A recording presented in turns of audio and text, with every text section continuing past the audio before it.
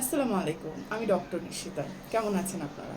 আমরা সকলেই at a point of time complain করি যে বাচ্চারা আমাদের কথা শোনে না, যেটাই নিষেধ করি ওইটাই বারবার করে, এবং বকা দেওয়াটাও উচিত না। জেন্টাল প্যারেন্টিং নিয়ে অনেক এখন সবাই হাইপে আছে। সো আসলে বাচ্চারা কেন কথা শোনে না, কিংবা আসলে আমাদের কিভাবে তাদেরকে বোঝানো উচিত, সেটাই নিয়ে আপনাদেরকে আজকে ছোট্ট একটা টিপস দিব। বাট তার আগে আমি আপনাদেরকে রিকোয়েস্ট করবো, সবাই একটু আপনার চোখটা বন্ধ করে ফেলেন প্লিজ।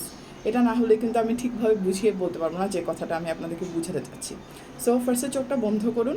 এখন আমি যে ইনস্ট্রাকশনটা দিব সেটাই আপনারা ফলো করবেন, ঠিক আছে? ওকে।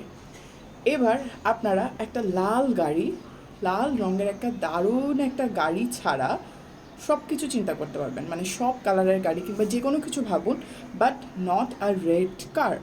একটা লাল গাড়ি একটা বড় মাঠের নিচে দাঁড়িয়ে আছে, এমন কিছু আপনি ভাববেন না, এমন কিছু আপনি মোটেও ভাববেন না। অর্থাৎ একটা লাল গাড়ি ছাড়া আপনি যা মন চায় তা ইমাজিন করুন, চোখ বন্ধ করে অবভিয়াসলি, কিন্তু একটা লাল গাড়ি আপনি ভাববেন না।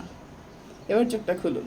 এবার সত্যি সত্যি নিচে কমেন্ট করুন যে আপনি যখন চোখ বন্ধ করেছিলেন তখন আসলে আপনি কি দেখেছেন।